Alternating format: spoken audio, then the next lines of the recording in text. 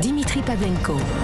8h43, petit résumé de situation, parce qu'évidemment on en dit des choses depuis ce matin. Donc nous avons Emmanuel Macron, premier président minoritaire à l'Assemblée nationale de la 5e République. Il lui manque 44 sièges pour avoir la majorité absolue. Pris notre président en étau entre deux groupes d'opposition puissants, RN et NUPES, trop faibles l'un et l'autre pour prétendre gouverner, mais suffisamment puissants pour bloquer le pouvoir. Voilà la réalité de la situation. Alors, la question se pose des alliances possibles, éventuelles, pour Elisabeth Borne et le groupe parlementaire présidentiel à l'Assemblée. Est-ce que la France est ingouvernable ? On ne cesse de poser la question depuis ce matin. Tiens, est-ce qu'Emmanuel Macron va dissoudre l'Assemblée ? Techniquement, c'est possible. On en parlera dans un instant avec nos trois éditorialistes du jour. Louis Dragnel, chef du service politique d'Europe 1, qui déjà fait la moue à mes premières réflexions. Bonjour Louis. Bonjour Dimitri. Non, je ne fais pas la moue, on en parlera tout à l'heure. Guylaine Ottenheimer, rédactrice en chef à Challenge, est avec nous. Bonjour Guylaine. Bonjour Dimitri. Et Charlotte Dornelas, journaliste à Valeurs Actuelles. La claque pour Emmanuel Macron, Charlotte. La claque. Ah bah oui, c'est sûr que à la fois l'absence de majorité absolue qu'on voyait venir, mais auquel le président ne semblait pas s'attendre réellement. A-t-il déjà pris une telle claque, le président de la République, dans son existence ? Non, ça c'est sûr que non. Il marchait sur l'eau jusqu'à maintenant.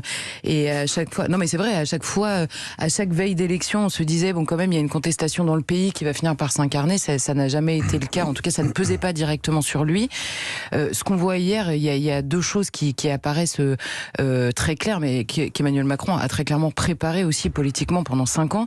C'est-à-dire une gauche qui est en l'occurrence unie dans les urnes et qui continue à exister, parce que les scores sont pour le coup pas aussi hauts que ce qu'on pouvait imaginer pour la NUPES réunie. Et après un Rassemblement national, ce qu'on comprend, c'est que à la fois il y a 5 ans et cette fois-ci, la présence de Marine Le Pen au second tour n'était pas un hasard. Il y a une lame profonde dans le pays. Et après, quand même, la troisième chose, c'est que avec le risque dont parlait Emmanuel Macron beaucoup de la présence de la NUPES d'un côté et du Rassemblement national de l'autre, avec un appel à sauver la démocratie, qu'on connaît un peu par cœur ces derniers temps, il y a à la fois la moitié des Français qui ne vont pas voter, que ça ne mobilise pas, et l'autre moitié qui choisit l'opposition sur laquelle on a tenté de leur faire peur. Donc oui, c'est clairement un échec cuisant pour Emmanuel Macron hier soir. Guylaine Ottenheimer, alors voilà, la question qu'on peut se poser, c'est qu'est-ce qui va se passer maintenant ? Est-ce que c'est un quinquennat immobile qui nous attend ? Ça n'est un quinquennat chiracien, comme l'a été le second quinquennat de l'ancien président. C'est assez peu raccord avec la personnalité d'Emmanuel Macron tout de même. Alors, le premier tour, c'était une gifle. Là, c'est le tocsin. Je veux dire, parce que avec qui il va gouverner ? Vous avez raison de poser la question. La réponse n'est pas évidente. Car une majorité de projets, comme ça s'était fait sous Rocard, il manquait 15 députés. Il y avait des communistes qui avaient déjà gouverné avec les socialistes, il y avait des centristes qui étaient proches de Rocard, et trouver 15 députés, c'est possible. Là, il en faut 44. Ensuite, il a, pendant toutes ces campagnes présidentielles, les premiers tours et deuxième tour, diabolisé à mort, mais enfin, dit que c'était un danger pour la République, les deux principales forces d'opposition.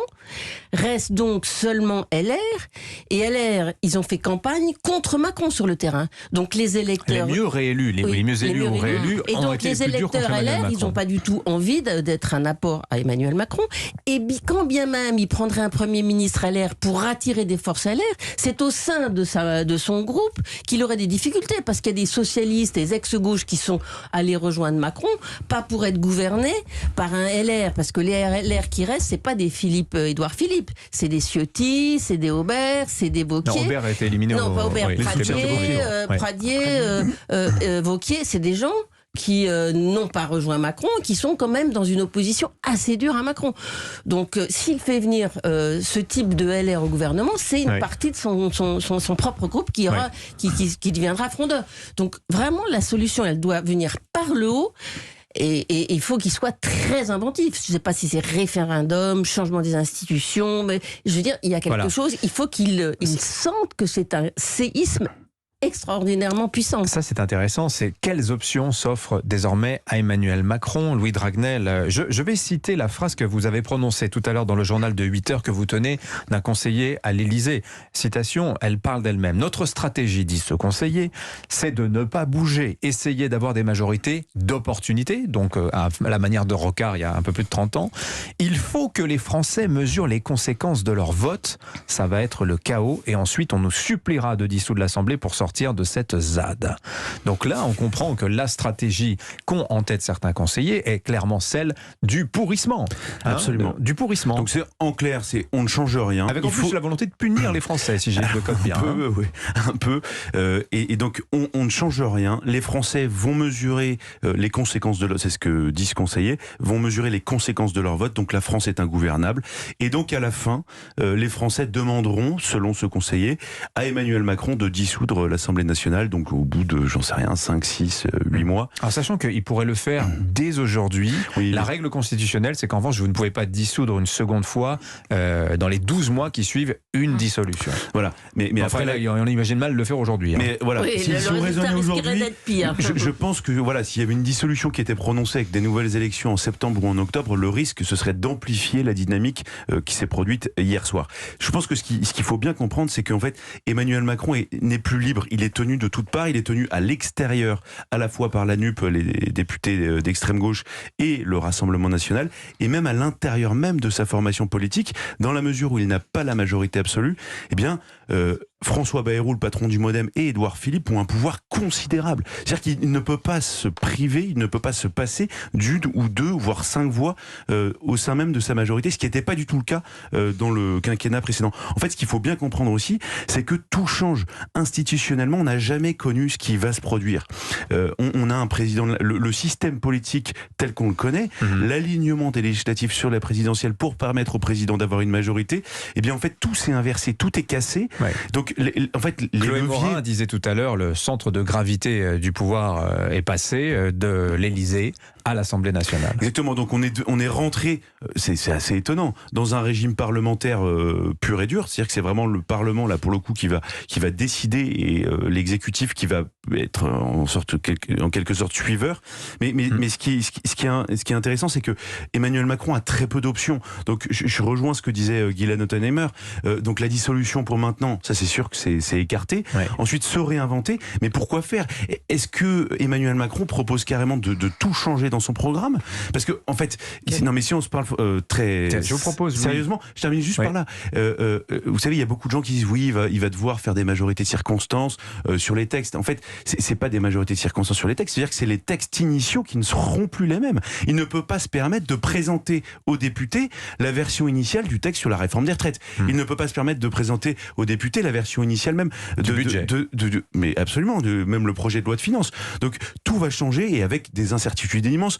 Que vont faire les députés? Et même s'il change, c'est pas sûr qu'il ait un vote. Ouais. C'est pas sûr qu'il n'y ait pas une motion de censure. Il y a des enjeux stratégiques énormes à la commission défense de l'Assemblée nationale. Figurez-vous que, par exemple, pour le vote de la loi de programmation militaire, bientôt doit être voté le renouvellement du nucléaire, la modernisation de la dissuasion nucléaire en France.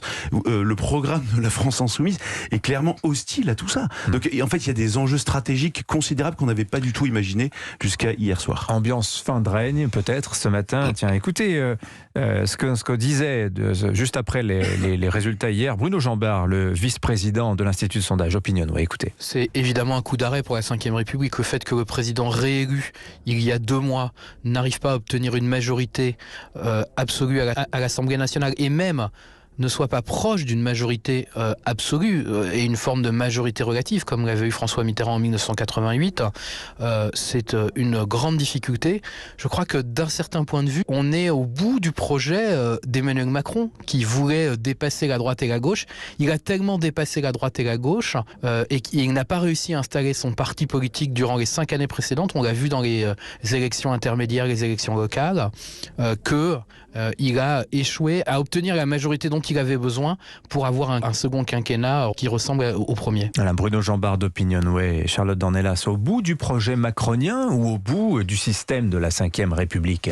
Moi, je pense que c'est quand même plus Emmanuel Macron qui est en danger ou en tout cas extrêmement mal à l'aise aujourd'hui. Mais là, pour revenir sur là où il y a quand même l'identité du macronisme qui est en danger, c'est cette phrase, enfin je reviens à cette phrase du conseiller, quoi. Les Français vont payer, comme si les Français hier avaient choisi de rendre la France ingouvernable. Il faut que les Français mesurent les conséquences de leur vote. Oui, alors je l'ai transformé en il faut que les Français payent leur choix, mais comme si les Français avaient choisi de rendre la France ingouvernable. Ce qu'on comprend et le ressort de ce vote-là, d'abord rappelons quand même, parce que souvent les oppositions qui aujourd'hui ont des gros groupes à l'Assemblée rappellent le nombre de votants d'Emmanuel Macron. Même l'Assemblée aujourd'hui n'est élue que par la moitié des Français. On a la moitié des Français qui ont décroché, même avec Emmanuel Macron réélu.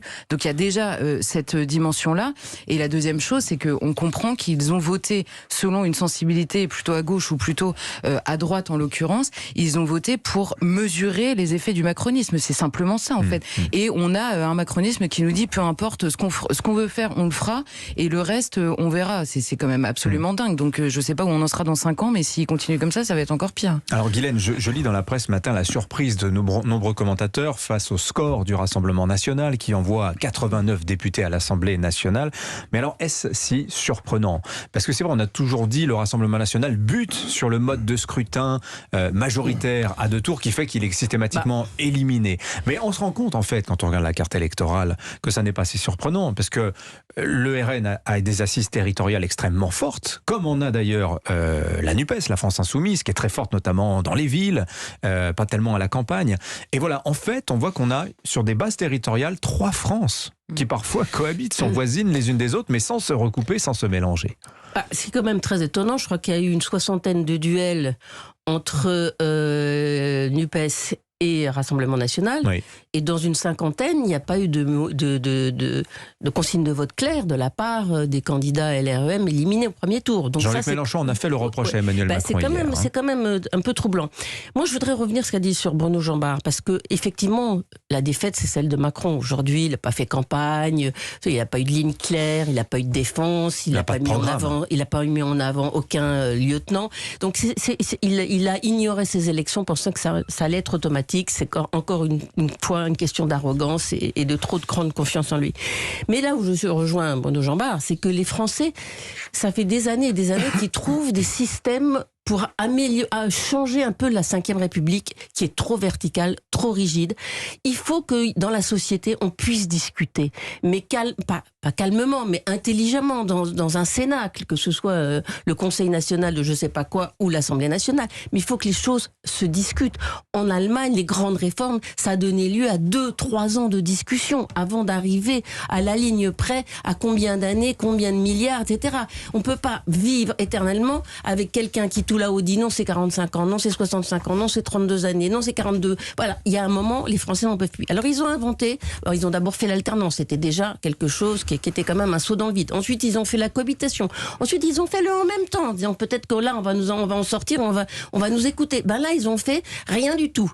Ça ne marche pas, on n'en veut plus. Je pense qu'il y a un vrai problème avec ces institutions qui, alliées au système des réseaux sociaux et des médias d'aujourd'hui, ça ne marche plus. Il faut un système beaucoup plus souple et ça marche, même s'il y a des crises. En Angleterre, en Allemagne, en Espagne, au Portugal, il y a eu des crises, mais on en sort. En Italie, mais on en sort. Là, c'est bloqué. Ouais. Et je ne sais pas comment il va s'en sortir. Voilà, il y a des blocages qui sont signes de vitalité, d'autres pas vraiment. Peut-être sommes-nous plutôt dans le deuxième cas de figure. Merci à tous les 3, Louis de Ragnel, Charlotte Dornelas, Guylaine Ottenheimer. Merci beaucoup de votre expertise à tous les 3.